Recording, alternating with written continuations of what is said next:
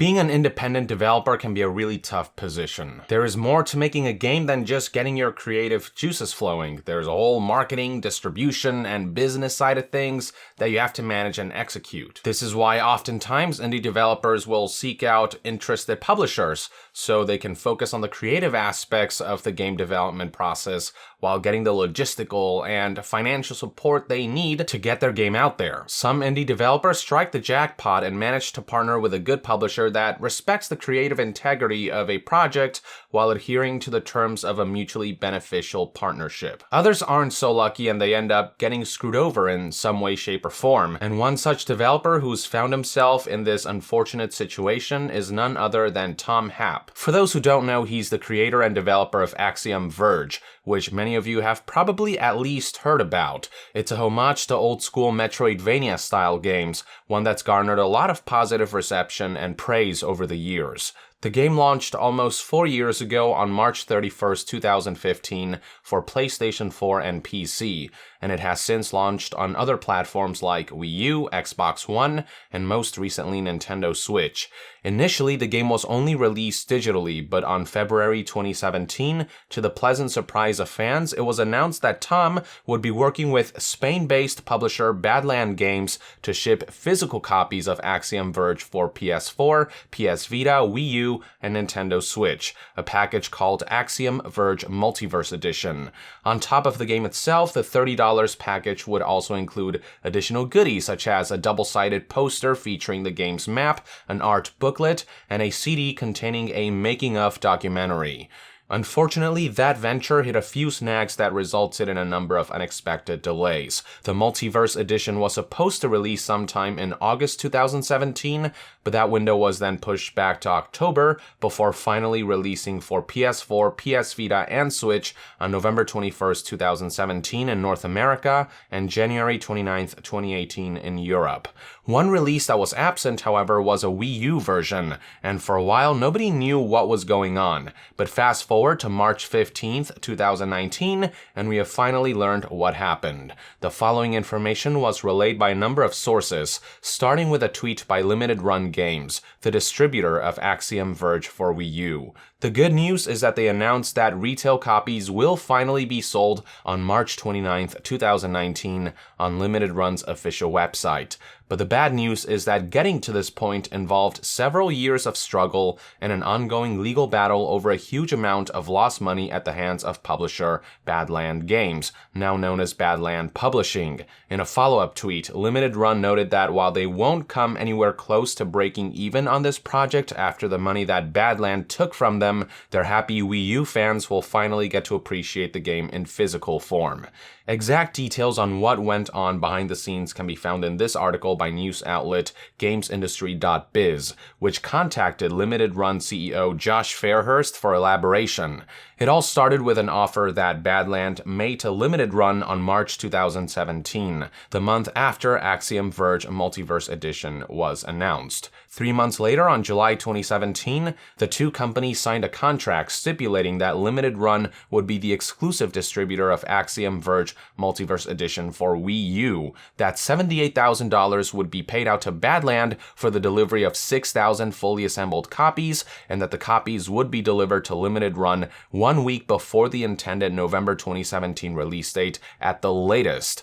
However, November 2017 came and went, and nothing had been delivered, with Badland delaying the Wii U release to January 2018. Further delays occurred when the game kept failing to pass Nintendo of America's lot check, which Games Industry's article described as verification that the game meets Nintendo standards, and in this case, it apparently had something to do with the game's age rating, an issue that was resolved by the end of January. But even after all that, Badland did not deliver the agreed-upon 6,000 copies, and to make matters worse, by March 2018, Badland went radio silent. The following month, on April 2018, Limited Run CEO Josh Fairhurst sent an email to Badland CEO Luis Kingtons asking for one of two things: a repayment of the $78,000 or $78,000 worth of Axiom Verge copies that Limited Run could distribute in partnership with Tom Happ to recoup money. It was also noted that Limited Run's lawyer was being brought into the loop of their email correspondence just in case. The following week, Limited Run's lawyer contacted contacted Badland with the warning that if the $78,000 weren't refunded by May 21st, 2018, they'd begin collection efforts. May 21st came and went without a response, and when the lawyer sent another warning email, Kingtons finally responded by apologizing and by stating he'd prefer to deliver $78,000 worth of Axiom Verge copies rather than issue a repayment. Fairhurst agreed and arranged for a phone call between the two parties to work out the details, but the call never happened and Kingtons went incognito again. So Fairhurst finally decided to pursue legal action, with requests for repayment being sent in August and a formal lawsuit being filed in October. Kingtons finally responded 2 weeks later with an email stating that Badland Games was closed, that publishing rights to Axiom Verge had been transferred back to Tom Happ, and that Badland would continue its operations under a new company named Badland Publishing. Games Industry's article then proceeded by presenting the situation from Badland's perspective. The way Kingtons described it was that they had some trouble with one of their lender banks. Badland's bank had mistakenly sent out a notice to the Bank of Spain that the company was behind on their loan payment, and this caused other banks to cancel their credit lines. By the time this error was updated and corrected 2 months later, having missed important windows like the holidays due to this temporary lack of funding, a downward spiral eventually resulted in Badland Games closure on October 2018. From there, Kingtons apparently managed to move some of their staff to the new company, Badland Publishing, and explained to Games Industry that the reason he went incognito for 6 months when Limited Run tried to reach out was because he was focused on saving the company and its employees, noting that after managing to get Badland Publishing up and running, he began contacting anyone the company owed money to, claiming to have paid 90% of debts since.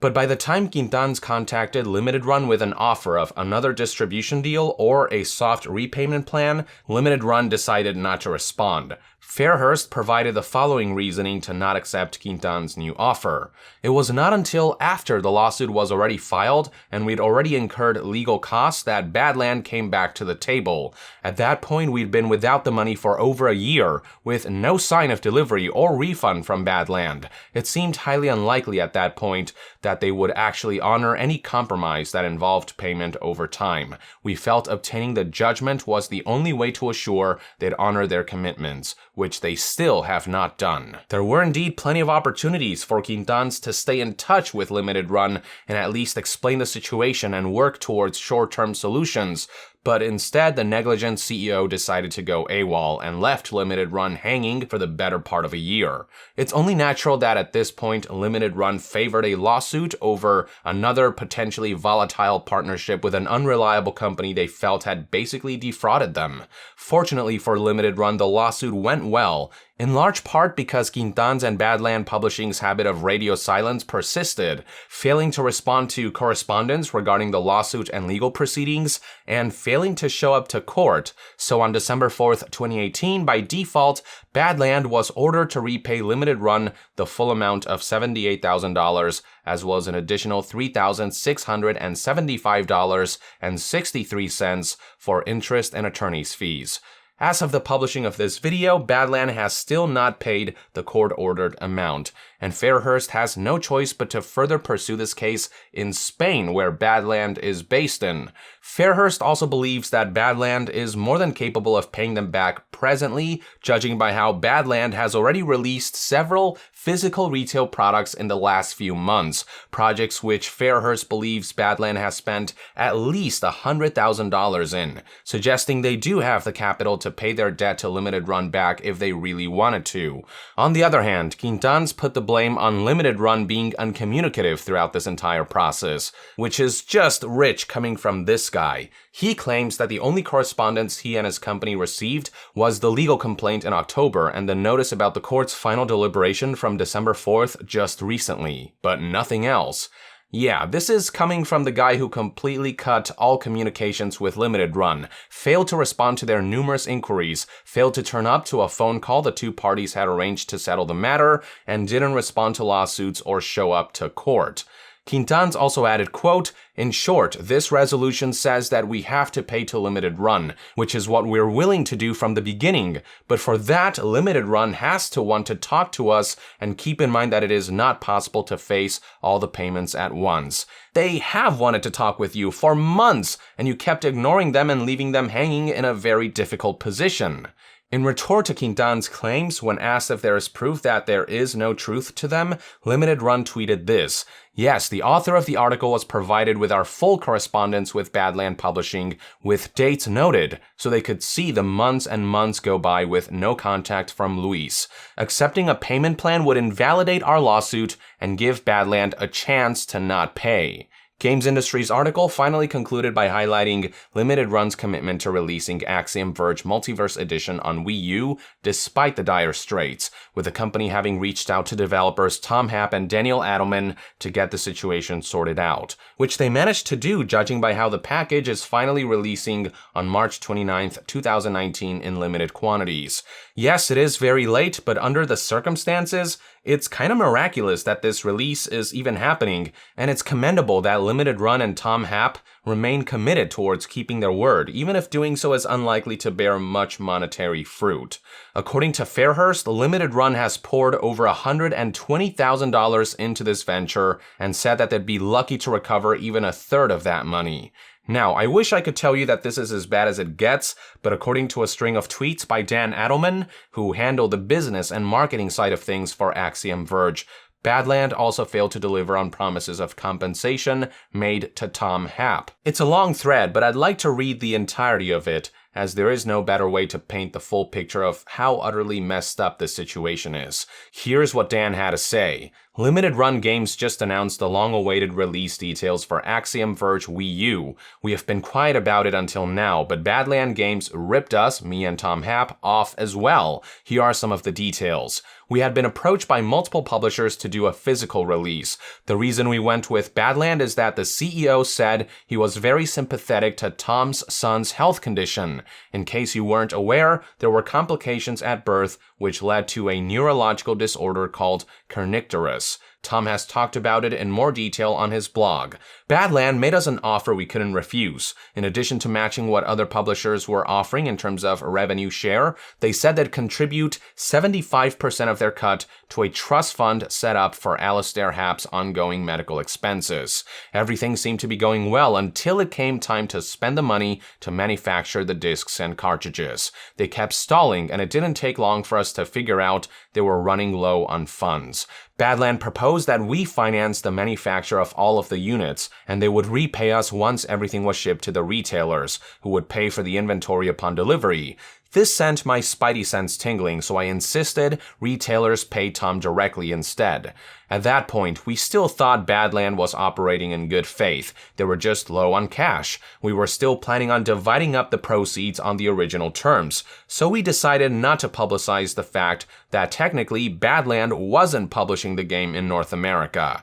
Included in the North American publishing was the relationship with Limited Run Games. We knew Limited Run Games had paid Badlands a $78,000 advance, and Badland was supposed to use those funds to pay to manufacture the Wii U inventory. Badland kind of glossed over that detail until I asked. Fortunately for us, Limited Run Games agreed that $78,000 would stay between them and Badland. Limited Run Games would pay Tom Happ the amounts originally agreed upon. They have been great allies through all of this. Badland is based in Spain, and the European order quantities were lower, so they wanted to keep the publishing rights in Europe. European distribution is a lot more complicated, so we agreed. Badland was able to fund production for the European market and finally launched there. When it came time to pay Tom Happ for his share of European sales and contribute to Alistair's healthcare fund, which Tom had to pay a lawyer to establish, Badland went dark on us. We didn't even really know how much they owed us, though we have reason to believe it's about $200,000. We have filed a lawsuit against them, but because of the international nature of the suit, it's proving hard to make headway. The only silver lining from any of this is that by taking over the North American retail publishing responsibilities from Badland, I got to learn that side of the business. That's how Liedman Games came to exist. It's frustrating to see Badland Publishing tweet about new games they're releasing, no doubt funded with the money they owe Limited Run Games and Tom Happ. Badland has literally stolen money from a disabled toddler. Indeed, if you go to Badland Publishing's Twitter page right now, you will see a tweet from March 15th touting how they released a game called Mars Chaos Menace the week prior, and there are plenty of other tweets like this. Something else you'll find is a retweet of a statement written by Luis Kingtons in which he responded to accusations being thrown his way, which reads as follows. In response to the article published yesterday by Games Industry Magazine and the comments expressed by Limited Run Games, Dan Adelman, media, and individuals, I'm obliged to issue this statement explaining my side of the story. The first thing I'd like to clarify is that I have never refused to pay the debt we have today with both companies, and that I have documents that prove this fact. I have always been willing to pay not only to them, but to face the rest of the debts that had been contracted by Badland Games, which have been paid as far as the company's possibilities. Badland Games was in charge of the port of the Wii U Axiom Verge physical version, which was plagued with difficulties because the company that had made the digital port could not handle it because it was immersed in other projects, and simply sent us the code ported with its engine. After months of work involving our production team, Nintendo, and the first company, we were able to solve the disk management problem, but by that time, our company was facing serious financial problem that made the production of the game impossible. It's common for companies to go through prosperity or crisis financial status, and unfortunately, Badland Games was going through an extremely difficult time at that moment. Over the next few months, we were forced to focus on getting the business and jobs afloat and seeking funding, both from banks and private investors, to get the company through. This is why the payment of the invoices to the Tom Happ Foundation could not be completed. The only thing I asked from these two companies was that the payment of the debt be made around a plan that at the moment we could face, and with the will to accomplish them as it has been done with the rest of the partners or companies with which a debt had been incurred. The last request for negotiation on our part was not accepted, nor was the payment plan, options that would probably have been accepted if Badland Games had been more proactive on this issue during this period of economic difficulties. On the other hand, I find it hard to hear that I am accused of taking advantage of a child's illness when I suffered it with my own child until only 2 weeks ago, when he stopped taking medication from birth and is now 4 years old. That's why when the Axiom Verge agreement was proposed, we did not hesitate to take it forward without making it public on our part, because our only will was to help.